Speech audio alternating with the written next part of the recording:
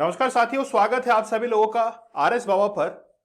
आज हम लोग बात करने वाले हैं ऑपरेशन ट्रिडेंट के बारे में। इतना जबरदस्त ऑपरेशन जिसने पाकिस्तान की जड़ें हिला दी, पाकिस्तान को यह सोचने पर मजबूर कर दिया कि आज तो हमने ये गलती कर दी है, दोबारा ये गलती नहीं करेंगे। जब 1971 के अंदर बांग्लादेश आजाद होता है तो उस आजाद होने की कहानी के पीछे हमने कितनी मेहनत की थी और वाकई में हमारी इंडियन नेवी ने जिस तरीके से डेमोन्स्ट्रेशन किया था, जिस तरीके से ऑपरेशन ट्रिडेंट को चलाया था और कराची पोर्ट को पूरी तरीके से खत्म कर दिया था, आज हम लोग उस कहानी को देखने वाले हैं और बहुत बेहतरीन तरीके से सुनने वाले हैं। हाल ही के अंदर 4 दिसंबर को इंडियन नेवी डे सेलिब्रेट किया गया है। जिस समय हमने ऑपरेशन ट्रिडेंट को अंजाम दिया था 1971 में, उसमें सफलता पाई थी 4 दिसंबर को। इसीलिए हम लोग 4 दिसंबर को ऑपरेशन ट्रिडेंट की सफलता के बाद इंडियन नेवी डे सेलिब्रेट करते हैं।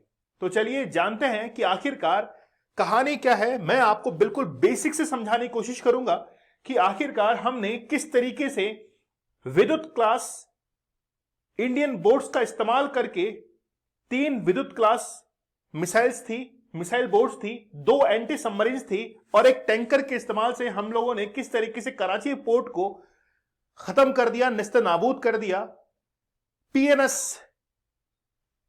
जो खैबर था उसको सबसे पहले उड़ाया और अंतिम तौर पर हमने कराची जो पोर्ट है इसको खत्म किया। कराची पोर्ट को जब खत्म किया तो वहां पर जो पेट्रोलियम के बड़े बड़े टैंक्स थे उनकी आग की लपटें 60 जो माइल्स हैं वहां तक देखने को मिल रही थी। और इसके बाद में पाकिस्तान पूरी तरीके से हिल गया था। हमारी उसके अंदर कोई भी कैजुअलिटी नहीं थी, एक भी, no any Indian casualty in this operation Trident में हमारी कोई भी कैजुअलिटी नहीं थी, जबकि पाकिस्तान के लगभग 800 सैनिक इसके अंदर मारे गए थे और बहुत सारे नेवल शिप्स निस्तेनाबूद हुए थे। आज हम लोग इसकी कहानी देखने वाले हैं। सबसे पहले कुछ बेसिक्स की मैं बात कर देता हूं, कुछ बेसिक बैकग्राउंड आप लोग को समझाना पड़ेगा। 1947 ये वो साल था जिस समय भारत और पाकिस्तान का पार्टीशन हुआ।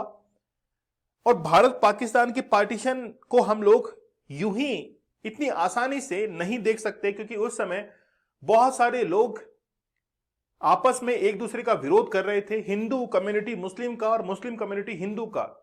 जो हिंदू कम्युनिटी पाकिस्तान में थी वो भारत में आना चाह रही थी और जो भारत में मुस्लिम कम्युनिटी थी वो पाकिस्तान में जाना चाह रहे थे। और इसी जद्दोजहद के अंदर 1947 में भारत ने जो ब्लड वॉर लड़ा था, इंटरनल वॉर, उसके आज भी हम लोग कदम देख सकते हैं। 1947 के अंदर पाकिस्तान 2 पार्ट में डिवाइड हुआ था, वेस्ट पाकिस्तान और ईस्ट पाकिस्तान। पश्चिम बंगाल के अंदर, यानी कि बंगाल के अंदर, आप लोगों को पता है कि बंगाल का भी 1905 के अंदर पार्टीशन हुआ था लॉर्ड कर्जन के समय। मुस्लिम मेजोरिटी जो इस समय आई थी वो बंगाल के अंदर आई थी, ईस्ट पाकिस्तान के अंदर बाद में रहने लग गए थे। तो मेजोरिटी ऑफ मुस्लिम्स जो कि ईस्ट पाकिस्तान में रह रहे थे वो पाकिस्तान के अत्याचारों से काफी ज्यादा परेशान थे, क्योंकि पाकिस्तान ये चाहता था कि हमेशा डेवलपमेंट हो तो यहां पर हो, कोई भी चीज विकास करे तो यहां पर करे, पैसा खर्च हो तो यहां पर हो। इनके लिए कोई भी सुविधाएं नहीं थी, ये पाकिस्तान से बड़ा परेशान थे। शेख मुजीबुर रहमान, जिनको पाकिस्तान का मुक्तिदाता कहा जाता है, उन्होंने 1971 के अंदर बांग्लादेश को पाकिस्तान से आजाद करवाया था और उसके अंदर भारत का बहुत अहम रोल था।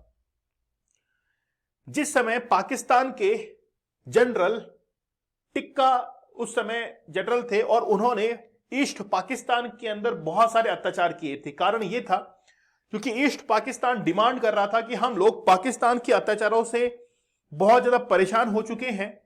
जीनोसाइड बार बार में वेस्ट पाकिस्तान के द्वारा ईस्ट पाकिस्तान में किया जाता था। महिलाओं के ऊपर इतने अत्याचार हुए कि ईस्ट पाकिस्तान मतलब बांग्लादेश की एक भी महिला बिना किसी अत्याचार की बची नहीं थी।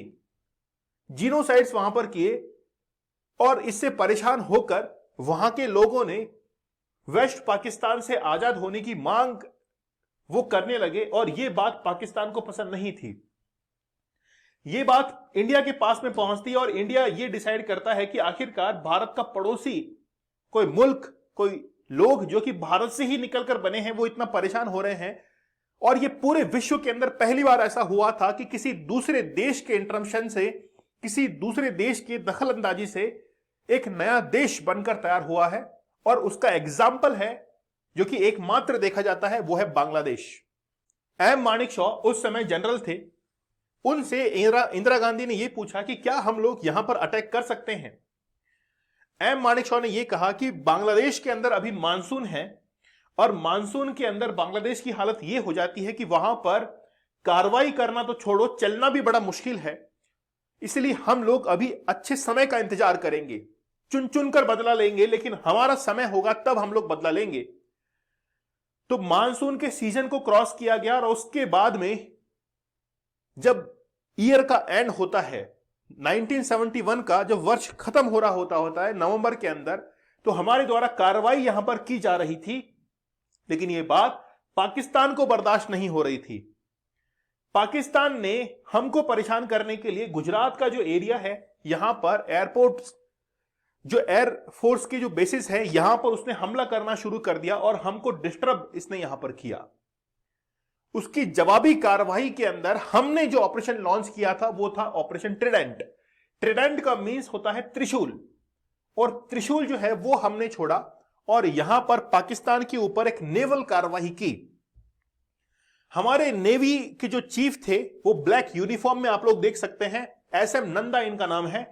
ये इंदिरा गांधी के पास में पहुंचते हैं और ये कहते हैं कि हमको अब कराची जो पोर्ट है इस पर हमला करना पड़ेगा पाकिस्तान को कंट्रोल करने के लिए। क्या हम लोग ये हमला कर सकते हैं? क्योंकि 1965 के अंदर जो गलतियां हम लोगों ने की थी, उस समय पाकिस्तान को हराया तो सही, लेकिन हमारा नुकसान काफी हुआ। तो इंदिरा गांधी ने कहा कि नहीं, अभी हम लोग इस चीज के लिए तैयार नहीं, अभी रहने दीजिए। हमने अभी नेवी को इस तरीके से तैयार नहीं किया है। लेकिन SM नंदा जो है वो इंदिरा गांधी को मनाने के लिए कामयाब रहते हैं और उस समय इंदिरा गांधी ने फिर हामी भरी कि ठीक है। एम मानेकशॉ और SM नंदा, इन्होंने इस चीज को आगे फर्दर प्रोसीड किया और SM नंदा ने उस ऑपरेशन को हेड किया जिसका नाम है ऑपरेशन ट्रिडेंट। खुद उस वॉरशिप के अंदर शामिल हुए थे जिसका जिक्र मैंने पहले किया था। न्यूज जब छपती है समाचारों के अंदर तो यह खबर आती है कि पाकिस्तान के 2 वॉरशिप और कराची जो पोर्ट है इसको ब्लास्ट कर दिया गया है, और यह खबर पूरे विश्व के अंदर फैल जाती है। इस ऑपरेशन का हम लोग जिक्र करेंगे। हमारी जो वॉरशिप्स थी इनको हम लोग रशिया से परचेज करते हैं, जो कि विद्युत क्लास की रहती है, बड़ी जबरदस्त रहती है, और उन्होंने कराची पोर्ट को पूरी तरीके से खत्म कर दिया। PNS खैबर जो है इसको भी खत्म किया। लेकिन कहानी हम लोग सुनेंगे। हमारे पास में टारगेट है कि कराची का जो पोर्ट है इसको नस्ते नाबूद करना है। लेकिन उससे पहले हम सबसे पहले एक ऑपरेशन को अंजाम देते हैं। 3 विद्युत क्लास की जो बोट्स हैं इसको हम लोग शामिल करते हैं।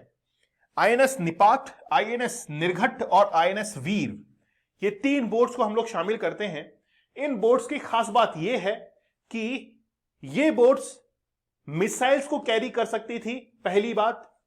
दूसरी बात, इनकी स्पीड बड़ी गजब की थी और इसी के चलते इनको इस ऑपरेशन के अंदर शामिल किया गया। ये जो बोट्स थी हमने USSR से परचेज की थी और एक दिन पहले ही हमारे बेड़े के अंदर शामिल हुई थी, और हमने ये डिसाइड किया कि हम लोग इनको भेजेंगे कराची पोर्ट को खत्म करने के लिए। सबसे बड़ा ड्रॉबैक ये था कि ये लंबी दूरी तय नहीं कर सकती थी। अगर लंबी दूरी तय करनी है तो इनको सहारा देना पड़ता था, और इसी क्रम में सहारा देने के लिए ये जो 3 बोट आप लोग देख सकते हैं, इन 3 बोट को यहां पर सहारा देने के लिए हमने एक नेवल शिप जो है वो वहां पर भेजा और इन तीनों को टो किया। जैसे आप लोग जानते हैं कि गाड़ी खराब हो जाती है तो एक केबल से जो है वो खींचा जाता है, और केबल से तीनों को बांधकर यहां पर हमने पहुंचा दिया। फिर यहां से MS नंदा ये कहते हैं कि भाई तीनों शिप्स तैयार हैं, तीनों बोट्स तैयार हैं। तो इधर से आता है यस वी आर रेडी। इन तीनों को अलग अलग कोऑर्डिनेट्स पर सेट किया जाता है ताकि वो कराची जो पोर्ट है वहां पर हमला कर सके। लेकिन कराची पोर्ट पर हमला करने से पहले हमारे पास में ये और भी कई टारगेट्स थे जिनको खत्म करना था। ये जो बोट्स हैं वो आगे बढ़ती हैं और हमला करती है। सबसे पहले जो INS निपात है वो हमला करती है PNS खैबर के ऊपर। PNS मतलब पाकिस्तान नेवल शिप। इसके ऊपर हमला करती है और इसको नेस्तनाबूद खत्म कर देती है। 2 इस पर मिसाइल अटैक किए जाते हैं, क्योंकि हमारी जो बोट थी, एक बोट पर 4 मिसाइल्स तैनात हो सकती थी। 2 मिसाइल्स यहां पर पीएनएस खैबर पर छोड़ी गई, जिससे ये पूरी तरीके से खत्म हो गया। उसके बाद में हमारी बोट्स ने धीरे धीरे इन सभी को जो है वो समाप्त कर दिया, पूरी तरीके से इनको खत्म कर दिया। और फिर बारी आती है इस कराची वाले पोर्ट की। आप लोग यहां पर देख सकते हैं कि ये 3 बोट जो है वो एक बड़े शिप के सहारे वहां पर पहुंचती है और उसने कराची पोर्ट के ऊपर हमला करना शुरू कर दिया। इसने यहां से मिसाइल दागना शुरू किया और जैसे मिसाइल दागा तो शुरुआत में उनको लग रहा था कि भारतीय जो एयरफोर्स है वो वहां पर अटैक कर रही है, लेकिन ऐसा कुछ भी नहीं था। हमारी नेवल शिप्स जो थी, इनके अंदर इतना दमखम था कि वो ऐसे अटैक्स करने में सक्षम थी, लेकिन उनके पकड़ में कुछ भी नहीं आ रहा था। यहां पर इसको इस तरीके से उड़ाया जाता है कि इसकी आग की लपटें बहुत दूर तक देखने को मिलती है। और हमारे नेवल शिप के जो थर्मल डिटेक्टर्स थे, उन्होंने इस चीज को देखा कि यार उड़ाई तो बहुत बड़ी चीज है कुछ। तो वहां पर कराची पोर्ट और वहां पर जितना भी ऑयल का स्टोरेज था उसको खत्म किया जाता है।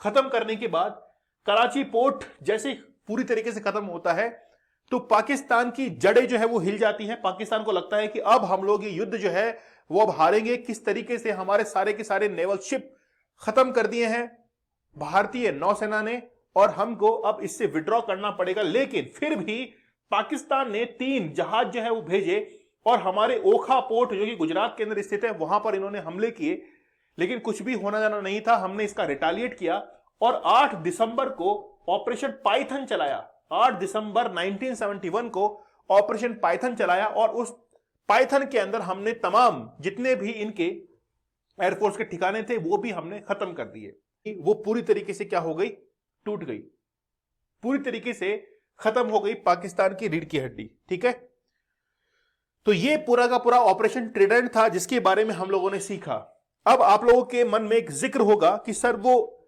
आईएनएस गाजी कहां गई। आईएनएस गाजी जो कि विशाखापट्टनम पर हमको वहां पर उड़ाने के लिए आ रही थी शिप्स को, हमने मैग्नेटिक बॉम्ब्स की मदद से उस आईएनएस गाजी जो है उसको, आईएनएस नहीं पीएनएस गाजी है ना, गाजी अटैक फिल्म देखी होगी आप लोगों ने, हमने क्या किया उसको वहां पे उड़ा दिया। तो ये पूरा का पूरा ऑपरेशन ट्रिडेंट था जिसके तहत हमने पाकिस्तान को इस वॉर के अंदर हराया और 90,000 सैनिकों ने सरेंडर किया और बांग्लादेश आजाद हुआ। इसीलिए हम लोग 4 दिसंबर को नेवी डे सेलिब्रेट करते हैं। आई होप आप लोगों को ऑपरेशन समझ में आया होगा, कुछ क्लैरिटी आप लोगों को मिली होगी। अगर मिली है तो जरूर चैनल को सब्सक्राइब कीजिएगा। एक बेहतरीन कमेंट का इंतजार रहेगा। अगर आप लोगों को लगता है कि वाकई में ऐसे ऑपरेशंस पर और भी वीडियो लाए जाएं तो मुझे आप लोग कमेंट सेक्शन में जरूर बताइएगा। सेशन को जरूर शेयर कीजिएगा, चैनल को जरूर शेयर कीजिएगा। चैनल काफी पीछे रह चुका है, आप लोगों को पता है कि काफी मेहनत की जा रही है, लेकिन लगातार मेहनत की जाएगी। ठीक है, तो जरूर शेयर कीजिए। मिलते हैं आप लोगों से अगले सेशन में, तब तक धन्यवाद, थैंक यू, जय हिंद।